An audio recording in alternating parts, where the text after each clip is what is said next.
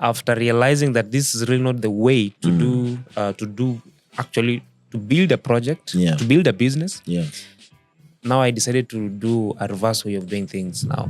First of all, listen to the people, seeing firsthand what's happening, then see what can be done to bridge that gap. Because now people already have a problem, and they really want a solution. So if you present a solution, they'll be like, yeah, of course, this is what you're experiencing. I can buy into your idea. And then So I never had that kind of knowledge before. I think I can say I acquired it through a lot of interaction, a lot of feedback from people. And that's how I came to realize, like, it's not always just about building solutions. Because you said, sometimes you can build solutions, but are people really willing to use those solutions? Because if there's no use for the solution, then you're just making something fussy for nothing. So that's why I decided, like, there are so many solutions to be made, but if people are not willing to buy into it, then there's no need to waste time. True. So at what point did you now build Kuza? So Kuza, I did Kuza after 2 failed projects. Project business. Number 1. Failed businesses. So the first business was, I called it, the company was called Nopola Technologies, which I had built, and it was mostly dealing with GSM-based tracking systems for cars.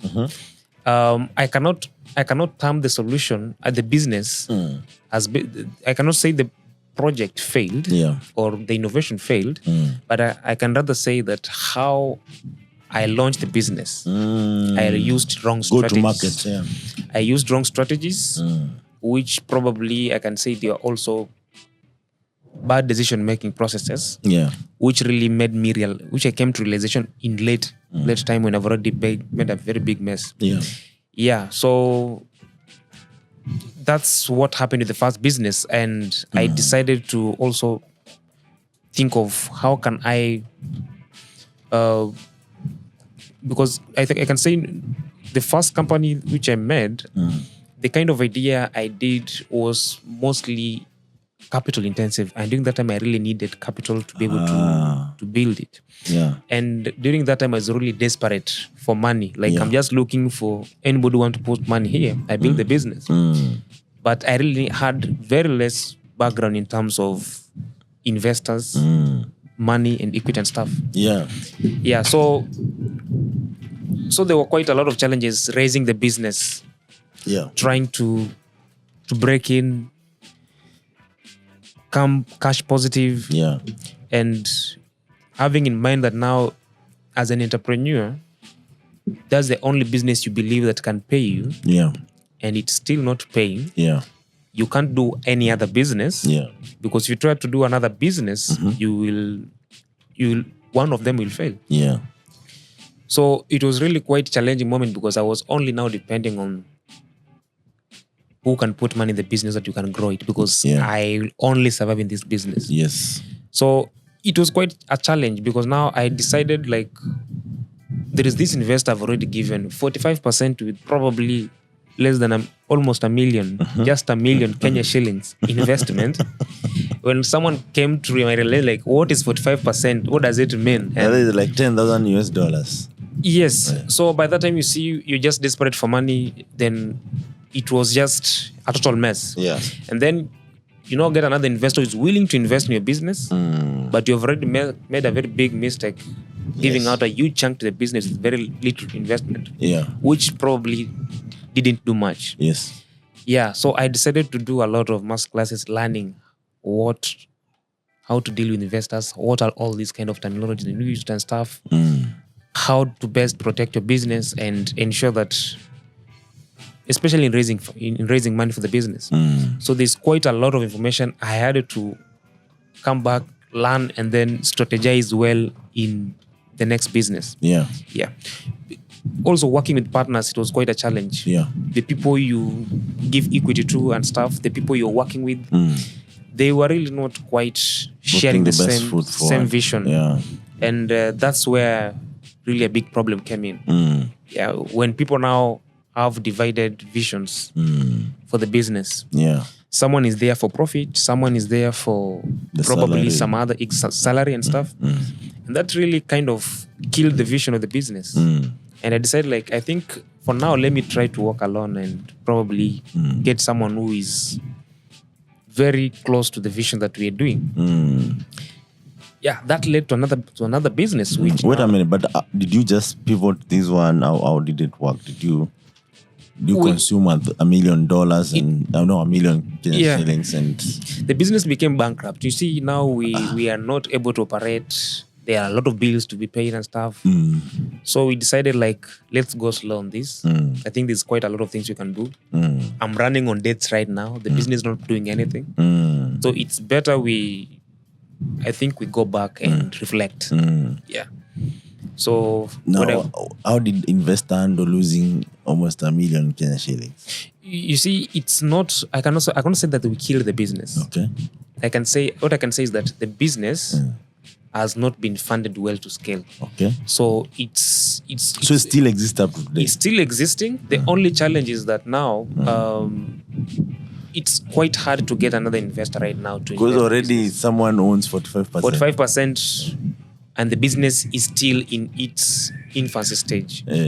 So that, like, you find someone in ICU, but you want to take one kidney. Yeah. So a lot of people, you already have taken one kidney. Exactly. So now tell me, you as an investor, you want to come in to put 5 million, and someone has 5 in exchange for probably maybe 10, the 45% guy should give maybe 10 or half. I don't know. Yeah, of course, that's something that should happen, but now it's quite a debatable thing and stuff. Because now the investors also feel like, I put in $1 million shillings at this rate. Yeah. So for us, we were feeling it more, I don't know, political something. Yeah. And that's why we started having a lot of people dividing up and stuff. So initially, you're not alone. I was with a team, yeah. So when people start dropping down, I decided, like, this is my innovation, this is my idea. Let me just take it slow. Probably we can have a sitting another time to discuss about it and see how best we can take it out. The innovation had a market. We had a lot of security companies. Of course, GSM, car tracking. Yeah, there are a lot of security companies who had already coming on board. But now the challenge was there was no funding to scale the business. Plus, people want to come in to fund the business. They were like shying away. Yeah. I want to be the solo, probably invest or something. Yeah. What have you been able to do with whatever funding you've received and stuff? Yeah. And there was really not much, and that raised a lot of questions.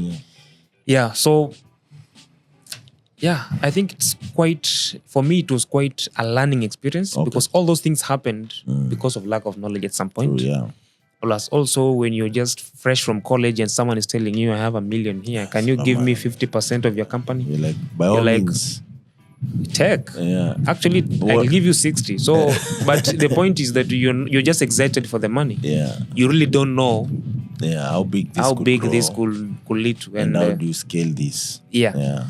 So I think we were really missing a mark somewhere, but because we were just excited and those kind of stuff, we made quick decisions, which really, I can say, were really not good at that time. Yeah, but it has been quite a learning curve, understanding the startup ecosystem. How do you raise funds? How do you raise funds? How would you run a business first? Yeah. Then how do you raise funds? Yeah. All those things has been quite a learning experience. Okay. Yeah. So you now start the second business. Yes. What was it? The second business was a record-keeping solution for small businesses. It was called Tekizo app. That is a software. The first one was hardware. Because I decided to do something which is less funding and stuff. Yeah. But now still the problem that I didn't solve is that I never had skills in choosing the right people to work with. You didn't learn from the first experience. Exactly. What I wanted is that I was like, who is willing to invest money so that we can become co-founders in this business. Okay. So people are willing to put 100K so that for me, I can say I just valued the software at 100K during that time. I said, okay, let's build a business then. We do that. But before that, there is something, before bringing the people together, I had applied for a grant from the government. It was called... For the same project? Yeah, innovation. It was called Belena Biz. the grant was 3.6 million. So Kenya shillings. When I qualified for the grant, when I applied for the grant, I was a solo entrepreneur, just ideating with a fancy name that I have as a company which I'm expecting to open. But then it took a year. You know, this government stuff sometimes takes time. So after a year and a half, that's when they shortlisted people, and I was among the few people who were shortlisted for, I think it was 700 people, entrepreneurs. Around 300 people qualified for 3.6. Others qualified for 900,000 Kenya shillings. So the challenge there is that now the government needed to put this money to a business, a registered business. But it was for the youth, for you. The people I'm working with were not in the youth bracket. But this money needed to get into the company. I can't open another company now. I have a span of 2 weeks to deliver these documents and stuff. I told them, let's just put them. When we created this business, that's when the results came out. After we've opened a company with another team. So when they when they decided like we need to put this money to a business, I decided like I can't open a separate company when the same business which is being funded is what I've already looked for a team. Let them put this money here. So when the money was put there, we had already had some few experiences with the two entrepreneurs, the two team there. The business, it was really not scaling well. We are really taking more time there. Plus, people were feeling like probably it's not going to pay up very quickly. So when the money came in, people were like, you know what? Why can't we just divide this money then? Do something else? Because I don't really, if we put this money in this business, it may not scale and we will waste the money. And I was like, no. The money was not supposed to be divided. It was supposed to do the business. The business plus, plus now you see, it was the government was like, we are giving this money to Dennis for you to do the business. But they didn't realize that I had to already bring people on board who I never knew could have those kind of divided attentions. But so what happened is that now I had to bring people on board now to tell us to kind of conflict resolution. Exactly. So so that's really actually what really happened, and we decided that's now after solving all those problems, I decided like. So how was it solved? Like you guys, you divided, or did they understand that this money is for Dennis to do the business? People had to quit because you see these people, most of them they are employed in government stuff. Something and it was going to cause conflict of. So what they told them is that this money was meant, because the money was meant for me, but now the money was supposed to be put in a business account. Which you didn't have. So because when they came for evaluation and stuff, they're sitting with me, not anybody else. How did you spend the money? It is me. So it becomes a challenge when I can't spend money because I have people who can't sign because they are above the. No, we all need to sign, you see? So that's kind of conflict really made it tough. And I decided, like, let me just. So there was a bit of conflict resolution I cannot disclose here, but I decided now, let me venture into a different business. Altogether. That's when Kuza came in. But were you able to access that money? Yes. That's how now Kuza came in, and that was like the seed funding for Kuza Freezer. Tell me, how did you come up with Kuza? Like, did you? The idea never came. The idea never came from me. It came from my co-founder. Who is the co-founder? She's Purity. Purity Gekuo. What happened is that we met in one of agriculture showground, and during high school or no? This after I've already graduated. This is now the time that I'm having all these businesses and stuff. You see, for me, I've been having this background with the community and stuff. Even though I never had that idea, like, cold storage can support these communities. But my co-founder has been now working because she's in the hospitality industry. She's always working with people in the fish value chain, so trying to find all this kind of seafood stuff. And that's where she had this background. Like, how comes fish directly from farmers is almost 50% less from what is available in the market? And that's where she came to find that there's really a gap in terms of these people lack storage. Most of them who stay off-grid, they depend on ice to preserve. And if they're not able to get a better market or people to buy their catch, they will have to sell to their communities at very throwaway prices. And this really was robbing them a lot of revenue. So she decided, like, why can't we do something? And for me, I had a tech background. She has a research background. Yeah. And that's how we decided, like, I think we can do something. And that's how we decided to bring it up. Yeah. And at this point now, you have 3.6 or, some funding around it. I don't know how much. I can say, yeah. To put into this business. Yeah. So that now you can start.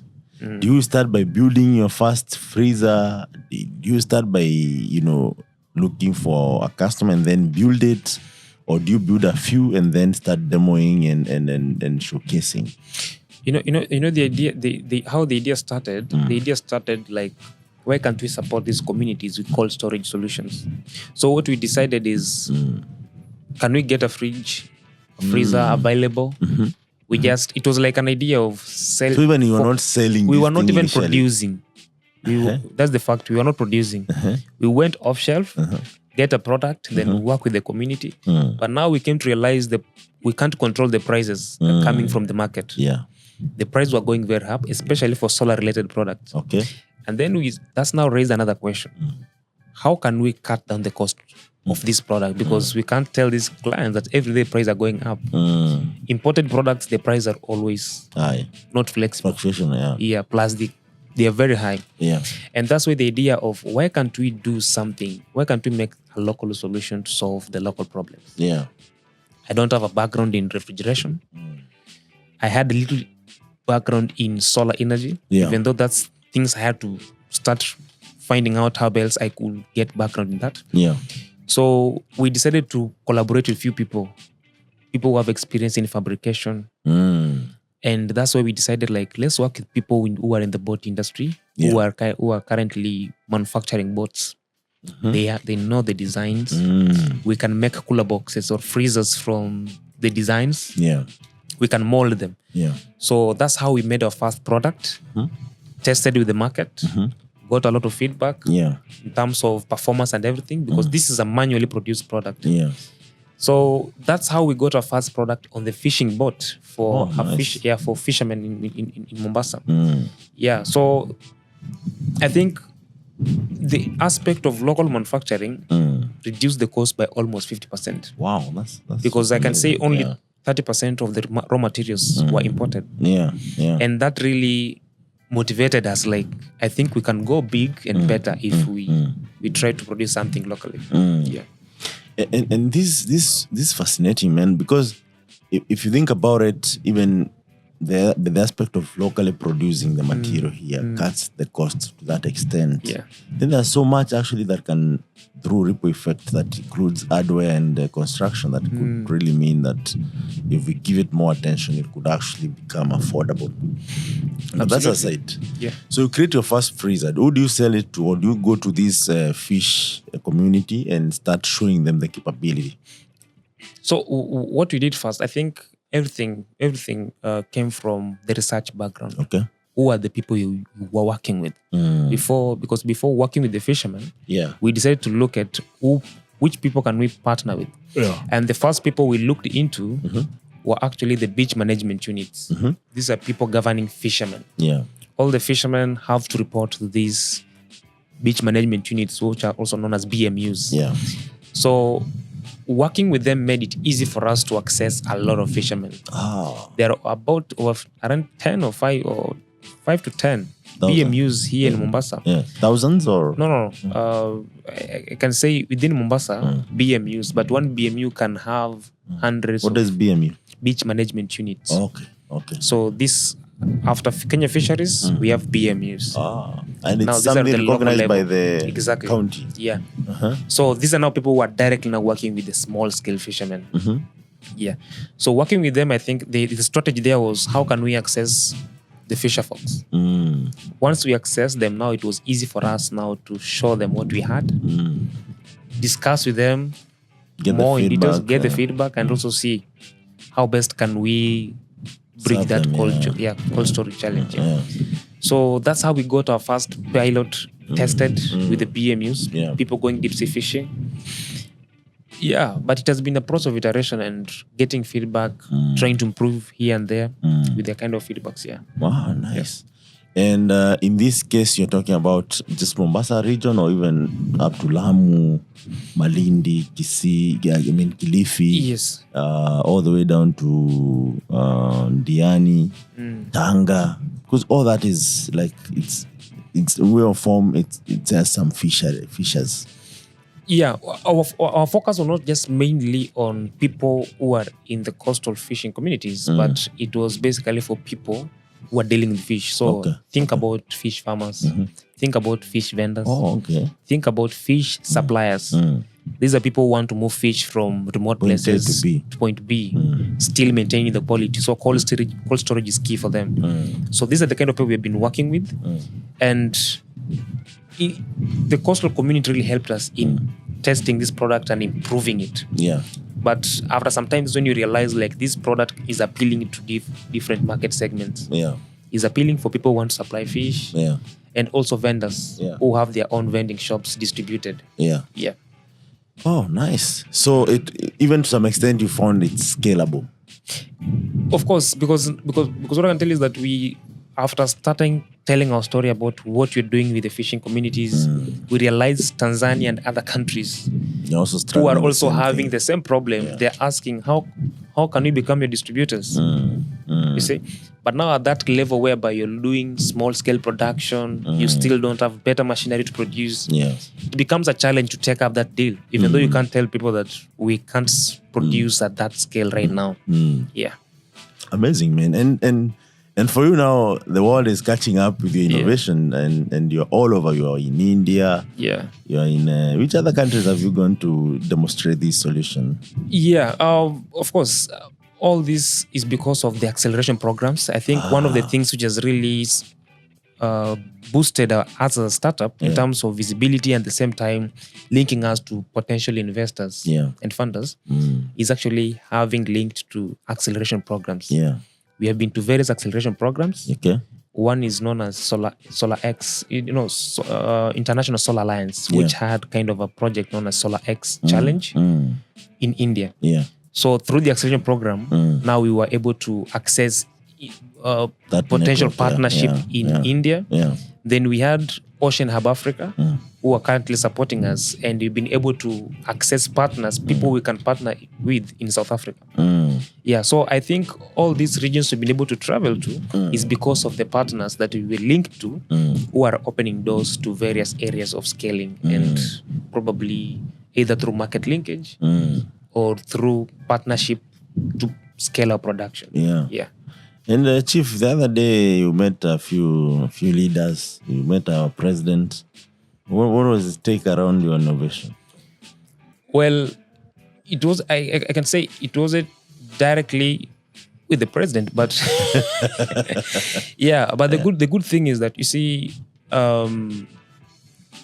our innovation has really grown to it is because of the kind of support you're getting from different people. Yeah, I can say a lot of leaders have seen the potential in the innovation. Yeah, because even the Mbelena base, they are leaders who saw this innovation and they really also supported in linking us to these big leaders in the country. And you see, the country right now, one of the big four agenda is manufacturing. And for us, trying to promote local manufacturing is one of the pillars which they are really pushing. And this is something that we really know that can really create a lot of jobs and also improve livelihoods for people here in Kenya.